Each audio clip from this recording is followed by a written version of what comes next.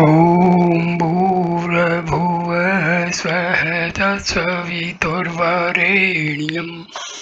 भर्गो देवस्य धीमहि धियो यो नः प्रचोदयात्।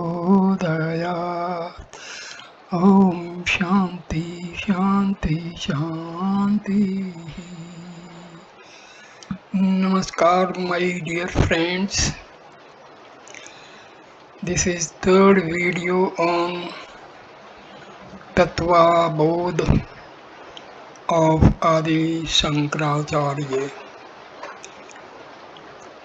I start with Ishvara and the Adhisthana Devatas. Jiva, the individual, is naturally related to Ishvara or the total. When the self consciously creates, it is Ishvara, but when it unconsciously creates, it is the limited Jiva. So Ishvara is the creator, the almighty, all-pervading, while Jiva is the created and a limited being. Jiva is bound by the laws of creation and he is related to the creator through these laws. The creator is also called Bhagavan as he possesses the sixfold virtues of Aishwaryam, overlordship, Sri, wealth or freedom, Jnana, knowledge, Vairagya, natural dispassion, Yashas, glory, and Tapas, austerity or light of knowledge. Bhagwan is as if governing the universe through laws, the sense organs and the organs of action perform within the realm of these laws. Thus, eyes can see only if there is light and form. The ears can hear the sound if the latter can travel through the space, and so on. The sense organs are related to God through the laws, which are like the functionaries. God can be compared to the head of a government who functions through the laws governed by the functionaries appointed by him. Every citizen is bound by the laws and he tries to gain the favor of the local functionary of the law by keeping him happy with gifts, etc., similar to the sacrifices for propitiating the deities. The local authority is a reflection of the head of the government through the chain of command, in that former governs the local area in accordance with the laws established by the latter. There is a presiding deity, Adhisthana Devata, or a functioning authority for every sense organ, because the sense organ can function only within the laws of nature established by Ishvara. Thus, a presiding deity is just a reflection of Ishvara and the sum total of all the reflections make up Ishvara. The sense organs are the functionaries of Jiva and the Lord reflects as the presiding deity of a given sense organ when perceived through the organ by the Jiva. Following is a list of the presiding deities of the five senses of perception and the five organs of action. Sense organ of perception: ear, sound. Presiding deity: space, quarters. Sense organ: skin, touch. Presiding deity: Vayu, air. Sense organ: eyes, form. Presiding deity: sun, light or fire. Sense organ: tongue, taste. Presiding deity: Varuna, water. Sense organ of perception, nose, smell. Presiding deity Ashwini Kumaras. Organ of action, speech. Presiding deity, fire. Organ of action, hands. Presiding deity, Indra. Organ of action, feet. Presiding deity, Vishnu. Organ of action, anus. Presiding deity, Mritu. Organ of action, genitals. Presiding deity, Prajapati. A presiding deity is related to the particular sense of perception. For example, sound needs the space to travel, eyes need the light of sun to see. There are also presiding deities for other functions for expression in nature. Example, the Ganges for all the rivers or Himalayas for all mountains, etc. The Antahkarna also functions within the laws, and the presiding deities of the four modes of Antahkarna are as follows: Manas, Chandrama, Buddhi, Brahma, Ahankara, Rudra, Chitta, Vasudeva. Here the Buddhi has the creative power and Brahma is therefore the presiding deity. The ego destroys the human personality and Rudra, the destroyer, functions through ego for destruction. Jiva and Ishvara. There is no real difference in the different objects of world, nor between the gross and the subtle bodies. However, the limited jiva is not able to visualize or experience this identity, and thus arises the separation of the transactions between these two, and thus the feeling of incompleteness. स्थूल शरीराभिमानी जीवनामकं ब्रह्म प्रतिबिंबभवति स एव जीवः प्रकृता स्वस्मात् ईश्वरं भिन्नत्वेन जानाति. The reflection as it were of Brahma in Sukshma Srira, which identifies itself with the gross body, is called Jiva. This jiva, by nature, ignorance, takes Ishvara to be different from himself. Avidyopadhi san atma jiva ityuchate. The awareness, atma, conditioned by the upadhi, which avidya is called jiva. Mayopadhi san Ishvar ityuchate. The awareness conditioned by Maya is known as Ishvara. Evam upadhi bhedat Jiveshwar भेद दृष्टि यावत् पर्यंतम तिष्ठति तावत् पर्यंतम जन्म मरणादि रूप संसारो न निवर्तते.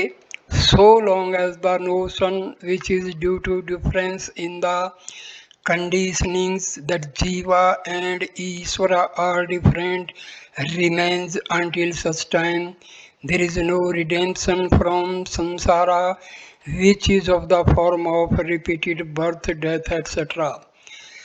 Tasmat karanan Jeev Ishvarayo Bhed Buddhi Savikaryaha. Due to that reason, the notion that Jiva is different from Ishvara should not be accepted.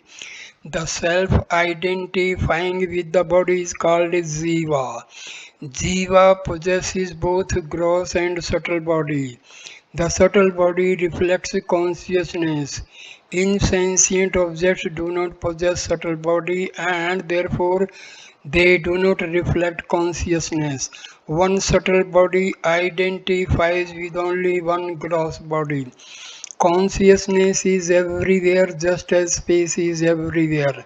Space transcends everything that stands in it, and therefore Moving an object from one place to another does not need moving of its corresponding space with it, because space is everywhere. Similarly, consciousness or Atma is everywhere. Wherever the subtle body is, it is enlivened by consciousness.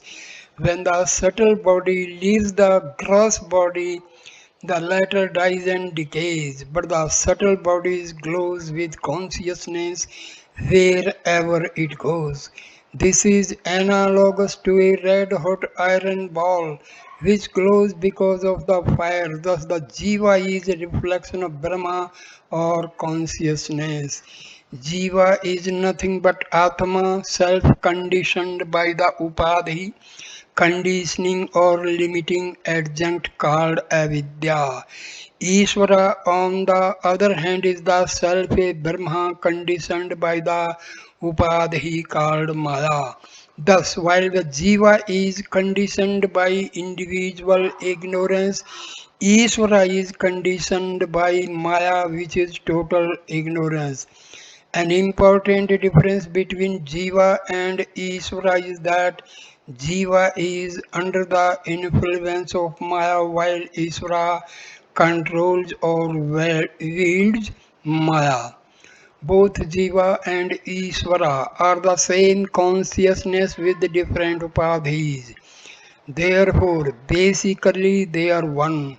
However, due to this difference in upadhis, which arises out of self-ignorance, the jiva considers himself as different from Isra, like an actor who has forgotten his identity.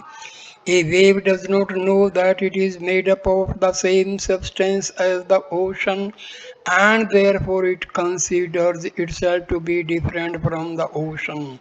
The wave cannot have the vision of the ocean as long as it excludes itself from the ocean. Just as the wave lives in a transient existence of a few minutes to be born again as a wave and die again, the jiva also experiences a transitory life and suffers the pangs of samsara or the life of repeated births and deaths. The cause for the difference between Jiva and Isvara is self-ignorance. Man feels incomplete and always wanting.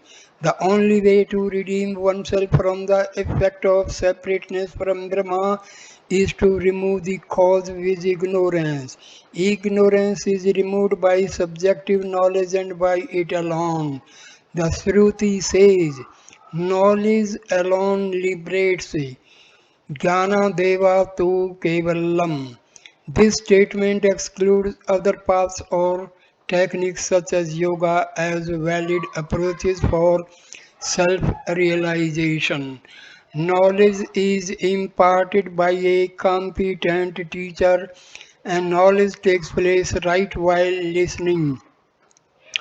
If the student has Shraddha and the other necessary qualifications described earlier, Buddhi, with its reasoning, usually interferes during the process of learning. But if it is convinced by proper reasoning contained in the scriptures and conveyed by the teacher, the teaching is supposed to bless while it is taking place.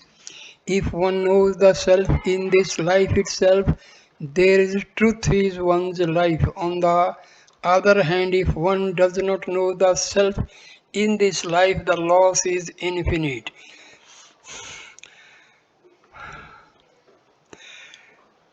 था चेदा वेदित अथता सत्यमस्ति न चेदिथा अवेदित महति विनस्ति तत्त्वम that thou art.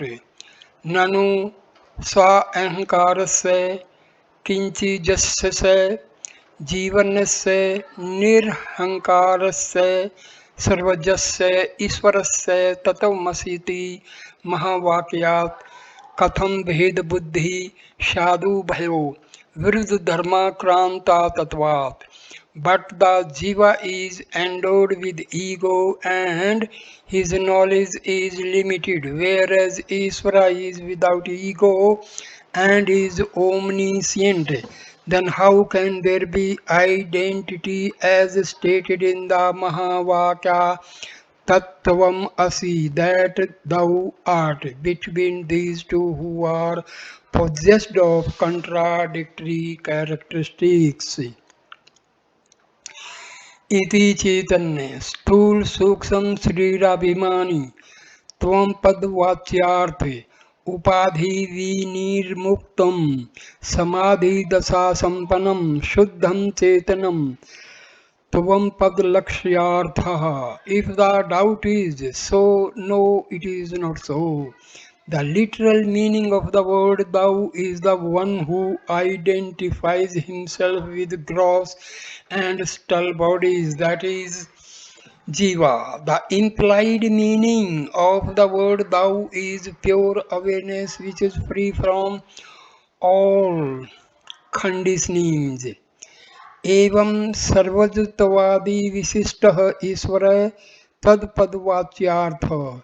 So also the literal meaning of the word that is the Ishvara having omniscience etc. Upadhi shunyam suddha chetanam tadpad lakshyartha. The implied meaning of the word that is the pure awareness free of all conditionings. एवं च जीवेश्वर्यो चैतन्यरूपेण भेदे बाधका भावः. Thus there is no contradiction regarding the identity between Jiva and Ishvara from the standpoint of awareness. The identity between Jiva and Ishvara, or rather between the seeker and the sought, is indicated by the scriptures as the Mahavakya Tattvam Asi, or that thou art. This statement poses a problem to the student. How can there be an identity between two seemingly opposite entities? The Jiva is a limited entity. He is Alpjana, limited in knowledge. Alpayapi, limited in pervasiveness, that is at one place at a time. Alpaskatmin, Alpashaktiman, limited in abilities. On the other hand, Ishvara is Sarvajnana, all-knowing, Sarvyapi, all-pervading everywhere at one time. Sarvashaktiman, all-powerful, possessing the power of creation, destruction, etc. A difference bheda buddhi between these two opposite entities is simply natural to human beings. So how to interpret the scriptural statement that thou art? This point of view, which appears to be a valid objection to the statement of the scripture, is called Purva Paksha. There are two types of sentences: ordinary sentence or Samanya Vakya, and a sentence with an implied meaning called Lakshana Vakya. The Samanya Vakya has a straightforward meaning, as in a sentence Rama goes. The Lakshana Vakya, on the other hand, becomes meaningful by implication rather than by literal meaning. For example, the red runs. One has to know that the red refers to a horse, otherwise the sentence is not meaningful. The listener must be prepared to grasp the meaning of a Lakshana Vakya, particularly in scriptural study. Tattvamasi is a Lakshana Vakya wherein deep meaning is contained. It is a Mahavakya, meaning a statement which reveals the identity between the seeker and the sought. The teacher now proceeds to explain the meaning of this Mahavakya as a Lakshana Vakya with reference to the doubt raised by the student about the apparent contradiction implied in the identity of the limited ego and the limitless Ishvara. The direct meaning Vacyartha of Dautvam Pada is the limited individual ego jiva identified with the gross and the subtle bodies. However, as indicated by the earlier statements, the ego or jiva is nothing but the self circumscribed by the individual ignorance avidya. So, what is indicated Lakshya by thou is really the self, which is Jiva's true identity. This self is visualized by negating the identification with the upadhis. The self, which is in and through all the three states, waking, dream, deep sleep, is indicated by the word Turiya, which means fourth state. It is not actually a fourth state because the awareness of the self is present in each of the three states also, but in order that one may not confuse any one state with the self, the term Turiya is implied, the real self which is not realized in any of the three states because of the conditioning avidya is realized in the state of samadhi. This state is also indicated as Suddha Chaitanya or pure awareness. The direct meaning of the word that Tat Pada is Ishvara who has infinite knowledge. सर्वाजंत सर्वज्ञान वर्म सर्वज्ञान सर्वज्ञानत्वम and who is omnipresent sarvavyapi. Once again, as indicated earlier, Ishvara is nothing but the self circumscribed by the total conditioning or maya. Therefore, Ishvara is also Brahma when free of all conditioning. So, the implied meaning of the word that Tat is pure awareness or Shuddha Chaitanya or Param Brahma. The confusion between Jiva and Ishvara has arisen only because they are viewed from the relative plane of time, space, and causality. If viewed from the absolute level of pure consciousness, there is no such confusion nor any contradiction in the Mahavakya Tat Tvamasi. Tat Tvamasi expresses the essence of Vedanta, which is identity between the individual ego, Jiva, and pure awareness, Suddha Chaitanya. This identity establishes a unity between all living beings as well as everything that exists in the universe. Everything else with analysis, observations, deductions, etc., that is contained in Vedanta is to support this statement. In this textbook, Tattva Bodha itself, all the earlier analysis pertains to this statement. The analysis of the Panchakosa Sarira Traya and Avastha Traya was the analysis of the Jiva and the pure awareness reflected by the Jiva. This is here indicated as Tvam. The analysis of the evolution of the universe by the power of Maya through five great elements, the gross elements and the whole objective universe was the analysis of Ishvara, which also reflects the Shuddha Chaitanya through Maya. This is indicated by Tate. The verb asi is the verb of being and not becoming because the process of realization does not involve any change. The object of knowledge and the means of knowledge are same in self-realization. In the study of Vedanta and the pursuit of self-realization, the teaching by a competent teacher, Sadguru, is extremely important and absolutely necessary. Enquiry into Brahma should not be carried out independently, even though one may be a scholar. Shastra Shastrajnanopi Sautrena Brahmaveshanam na kuryat. One can learn the scriptures, shastras, independently by oneself, but that will not lead to the truth.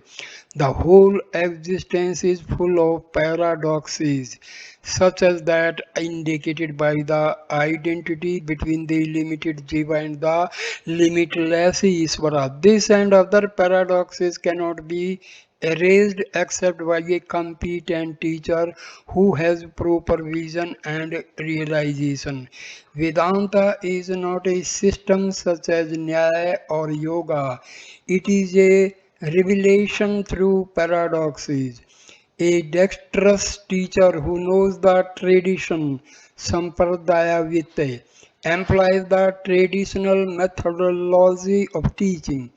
Although the language and the form of presentation would change from time to time to suit the audience, the basic methodology of revealing the scriptural knowledge remains unchanged at all times. Jivan Mukta, he who has realized the truth of the oneness of the self and Brahma as well as the oneness within the whole universe is called a Jivan Mukta or a Jnani. Such a person has developed the vision of the identity between Jiva and Ishvara. एवं च वेदांत वाकई सद्गुरुपदेशेन च सर्वेष्वपि भूतेषु येषां ब्रह्म बुद्धिरुत्पन्ना ते जीवन मुक्तः इत्यर्थः. Thus, by the words teachings of Vedanta imparted by a competent teacher, Sadguru, those in whom the knowledge of Brahma in all beings is born, they are the Jivan Muktas, liberated even while living. Nano Jivan Muktah ka. Then who exactly is Jivan Mukta? यथा देहो अहम पुरुषो अहम ब्राह्मणो अहम शूद्रो हम समीति दृढ़ निश्चय सतता न हम ब्राह्मण न शूद्र न पुरुष किंतु असंग सच्चिदानंद स्वरूप प्रकाश रूप सर्वांतर्यामी चिदाकाश रूपो समीति दृढ़ निश्चय रूपो प्रोक्ष ज्ञानवान जीवन मुक्तः. Just as one has the firm belief that I am the body, I am a man, I am a Brahmin, I am a Sudra, so also I am not a Brahman, I am not a Sudra, I am not a man, but I am unattached of the nature Satchidananda effulgent, the indweller of all the formless awareness. Thus one having this firmly ascertained aproksha jnana, immediate knowledge is the Jivan Mukta. The word Jivan Mukta means one who is liberated in this life. Liberation is gained only while one is alive. There is no liberation after death for a jiva who is not liberated in this life. The Jivan Mukta has gained the realization by the teachings of Vedanta imparted by a qualified teacher who is himself established in the knowledge and who knows the art of conveying the subtle and profound truths of scriptures. The Jivan Mukta is like a wave which has realized that it is made up of the same substance, water, as the ocean, and that indeed it is ocean. As long as he is alive, the Jivan Mukta enjoys this bliss of identity with Brahma and the universe. Externally, he does not look any different from other human beings. He does not develop any special features or styles or postures. But internally, he has the vision of Brahma Buddhi. His physical body goes on as long as there is momentum, just as a wave goes on until its momentum is exhausted. The Shruti says, यतो वा इमानि भूतानि जयन्ते येन जतानि जीवन्ति यत् प्रत्ययन्ति भी संविशन्ति तत् विजिज्ञानस्व तत् ब्रह्मेति.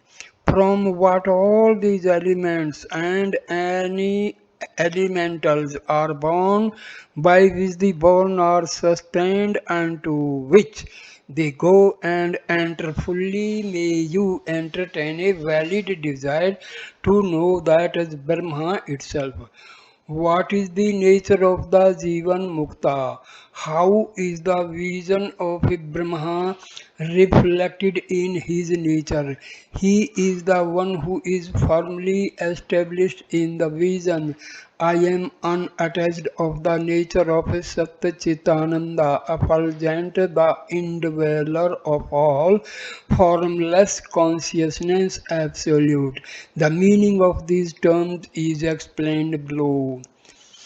Asanga, unattached, just as the jiva has a firm conviction that I am the body or I am a Brahmin, I am a man, etc. A jivan mukta has the conviction, dridhanishcha, I am not the body, I am not a Brahmin nor I am a man. It is his firm conviction gained through the knowledge of the self that he is not attached to anything. He does not entertain any notions of identification with body, caste, or creed. Just as space is not attached to nor contaminated by anything contained within it or associated with it, Atma is also free, unattached from everything. Atma, self, transcends everything but is not attached to anything. Jivan Mukta does not perform any action with the sense of aham, and therefore he is not associated with the results. Satya Chitti Ananda, existence, knowledge, bliss. Jivan Mukta has acquired the vision of oneness of the self and Brahma. He is therefore of the nature of Satchitananda or existence, knowledge, bliss, which is the nature of the self or awareness. He is also Prakasa Savrupa, the effulgent one who illumines everything, the thoughts in the mind, the outside world, and even the luminaries like the sun and the stars. When the eyes are closed, one is still able to visualize the surroundings, which goes to show that awareness illumines the thoughts and therefore the manas, buddhi, chitta, and ahankara. Sarvantriyami, Sarvantriyami, the indweller of all. Consciousness is all pervading, that is, it is everywhere at once. Everything functions because of it, while it does not perform any functions. The Jivan Mukta is also all pervading, Sarvyapi, because he is of the nature of awareness. He is the self of all, that is everything and every being, because of whose presence everything functions. Chidakasarupa, formless consciousness. That which is formless, pure and simple, like the sky is Chidakasa. Space is considered to be the dress or covering for the universe. However, space is within the consciousness and therefore the consciousness or Atma covers everything. The Jivan Mukta being of the nature of Atma is the accommodator of the universe. Aproksha Jnana. The knowledge of the self is immediate knowledge or aproksha jnana. The Jivan Mukta who has gained the knowledge of the self is called aproksha jnani. Knowledge is gained in the three ways: direct or pratyaksha, which is the knowledge obtained by direct perception by sense organs. Second, indirect or proksha, which is the knowledge gained by inference, anumana, when the object of knowledge is away from the perceiver. Such knowledge is obtained by listening to description, etc. Third, immediate or aproksha, that which is neither pratyaksha nor proksha but immediate. Such is the knowledge of the already accomplished. Pratyaksha prapti, or the knowledge of the subject that already exists. Immediate knowledge of the self, if therefore called aproksha jnana. Such a knowledge is not there is a certain Brahma, but that I am Brahma and this is the aproksha jnana. The enquiry continues until asti is becomes asmi am. The nature of the Jivan Mukta is the nature of Atma or awareness, and there are no external features by which such an individual can be identified. Freedom from bondage. ब्रह्मैवास्मि तैप्रोक्षज्ञानेन Nikhil क्रम बंधावी निर्मुक्तः स्यात्. By the immediate knowledge, aproksha jnana, that I am Brahma, one becomes free from bondage of all karmas, karma. Jiva is being beginningless because he is born of ignorance, which is beginningless. During this existence, Jiva assumes different forms and goes through countless births and deaths. While in human form, the Jiva performs actions, karmas, which are both good and bad. Whether an action is good or bad is determined by the motive rather than the gross act. The laws of karma is that every action is a cause and it will produce an effect in course of time. Every action produces a subtle counterpart depending upon the motive with which the action is performed. The subtle counterparts produced due to good actions are called punya and those due to bad actions are called papa. कर्माणि कतिविधानि सन्तीति चेत् आगामी संचित प्रारब्धेन भेदेन त्रिविधानि सन्ति. If it is asked how many kinds of karma are there, the reply is there are three kinds of karma, namely agami, sanchita and prarabdha. ज्ञानोत्पर्यन्तरं ज्ञानोत्पत्त्यन्तरं ज्ञानिदेह कृतं पुण्यपापरूपं क्रम यदस्ति तदागामित्यभिधीयते. The result of actions, good or bad, performed through the body of the jnani after the dawn of knowledge is known as agami. Agami karma. The Jiva performed the actions during his existence in human form while exhausting his prarabdha karma. Such actions performed willfully with the notion of doership ego result in punyas and papas and are called agami karma. When the present physical body is given up, these agami karmas get converted to the sanchita karma to be fructified in future. The agami karmas are generated only when the jiva is in human form. Because animals and other living beings live a life based on instincts, there is no ego or the notion of doership in their actions. Agami karmas cannot be generated unless there is the notion of doership. Sanchitam karam kim? Sachitam karam kim? What is sanchita karma?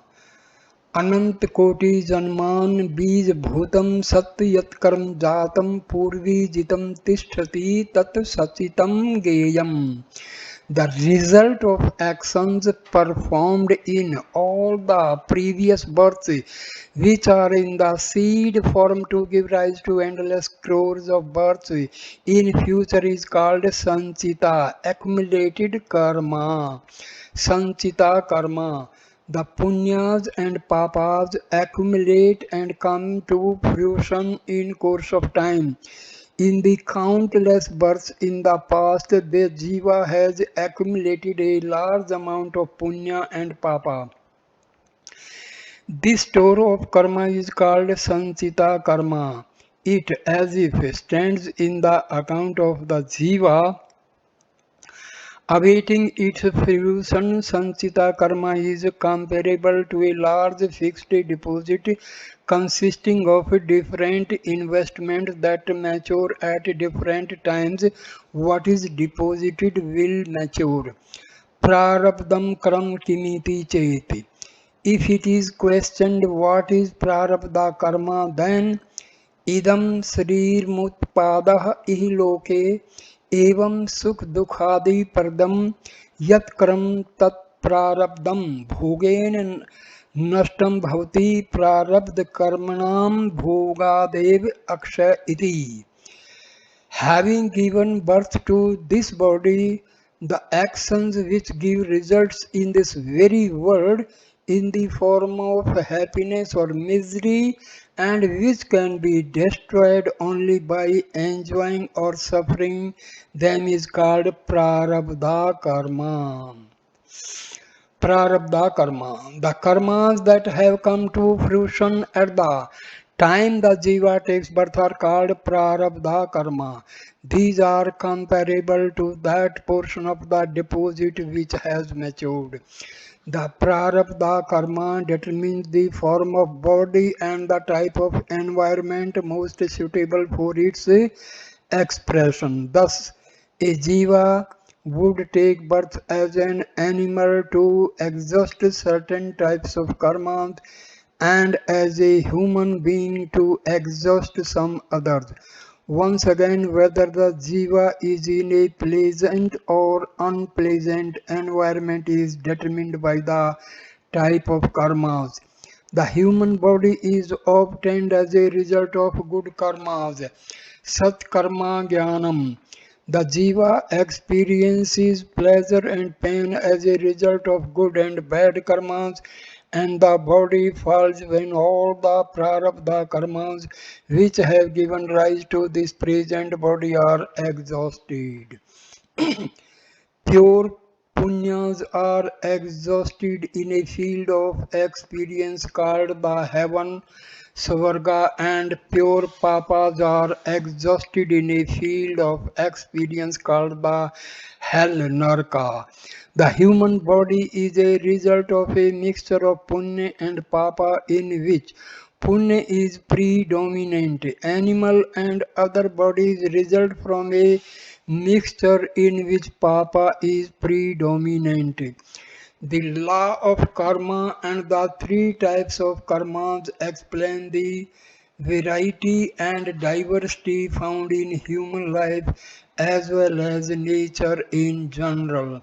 Some people are happy and some are not. Even in the animal and plant life, these diversities are evident. The cause is the varieties of karmas and their manifestation. Freedom from bondage. Sachitam karam brahmaiva hemiti nischya atmak jnanen nashyati. The sanchita karma is destroyed by the knowledge I am Brahma. आगामी कर्म अपि ज्ञानेन नश्यति किंच आगामी कर्मणाम नलिनी दलगत जलवत ज्ञानिनाम संबंधो न अस्ति. The agami karma is also destroyed by the jnana, and the jnani is not affected by it, just as a lotus leaf is not affected by the water on it. किंच ये ज्ञानिनम सतुवन्ति भजन्ति अर्चयन्ति ताप्रन्ति ज्ञानी कृतम आगामी पुण्यम गच्छति. Further, those who praise, worship and adore the Jnani, to them go the results of the good actions done by the Jnani. ये ज्ञानिनम निंदन्ति दिवसन्ति दुख प्रदानम कुर्वन्ति तान प्रन्ति ज्ञानी कर्तम सर्व सर्वम आगामी क्रियमाणम यद वाचम क्रम पापात्मकम तद गच्छति. Those who abuse, hate or cause pain or sorrow to a jnani, to them go the results of the sinful actions done by the jnani. तथा चातम विच संसारम तीर्थवा ब्रह्मानंदम मही अहिव प्राप्नोति. Thus the knower of the self, having crossed the samsara, attains the supreme bliss here itself. Tarti shokam atamvit iti surve. The Shruti affirms the knower of the self goes beyond all sorrows. Because of the immediate knowledge of the self, the Jivan Mukta becomes free from all the bondages of karma. The bondages of karma lead to the process of birth and death, but the Jivan Mukta is free from it. A dreamer who experiences the results of his dream actions immediately becomes free from them when he wakes up. The waker does not have to bear the consequences of any bad deeds he might have performed in the dream. Similarly, a realized soul, that is Jivan Mukta, is transcends the waking state into the absolute Turiya state and becomes free from actions performed in this relative existence. Knowledge removes ignorance, which is the cause for the bondage. A Jivan Mukta who has acquired the vision of the self automatically becomes free from the effects of all the sanchita and agami karmas. The Jivan Mukta is like a man awakened from sleep and therefore unattached or free from the effects of karmas performed in the dream state. By removing the cause for bondage, that is ignorance, the realized man becomes free from the effects of karmas which results from ignorance. The Jivan Mukta lives until his body exhausts the effects of the prarabdha karma. He does not accumulate any agami karma because there is no notion of doership. The body continues to perform actions, but he is not affected by them because he does not identify himself with the body. Nevertheless, the body does not accumulate karmas which have to apply themselves somewhere. How are these karmas exhausted? The body, gross or subtle, of a jnani performs actions which generate both punya and papa. The punyas are transferred to those who praise, worship and adore the Jivan Mukta. The papas are transferred to those who hate or cause pain or sorrow to the Jnani. Thus the Jivan Mukta is free from the effects of any karmas performed by the body.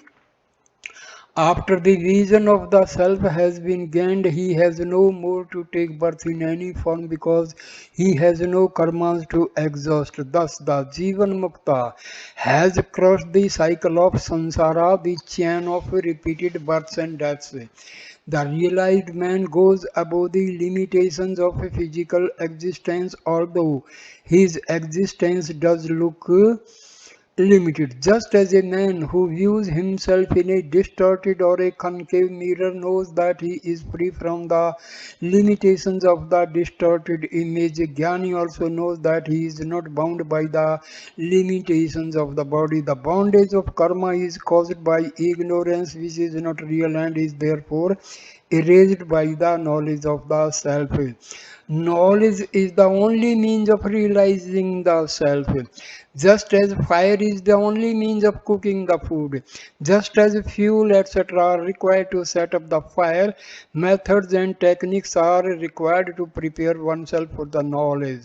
Such techniques of self purification to acquire the fourfold qualifications described earlier are called yoga, and the science dealing with them is called Yoga Shastra. The process of gaining the subjective knowledge is sarvana, manana, and nididhyasana. This process is called jnana sadhana, and the science dealing with it, that is Vedanta, is called Shruti. Anything except the Vedas is called Smriti. The Smriti upholds the teachings of Shruti. Tanum pejatu vakashyam sopachasya grahethava ज्ञान संप्राप्ति समये मुक्तासो विगतताशय इति समर्थयश्च. Let the Jnani cast his body in Kasi, a sacred place, or in the house of a dog eater, Chandala. It is immaterial because at the time of gaining the knowledge itself, he is liberated, being freed from all results of actions. So asserts the Smritis too. The Jivan Mukta is already liberated in this life. Just as what he does not bind him, so the place where and the manner in which he dies also do not affect him.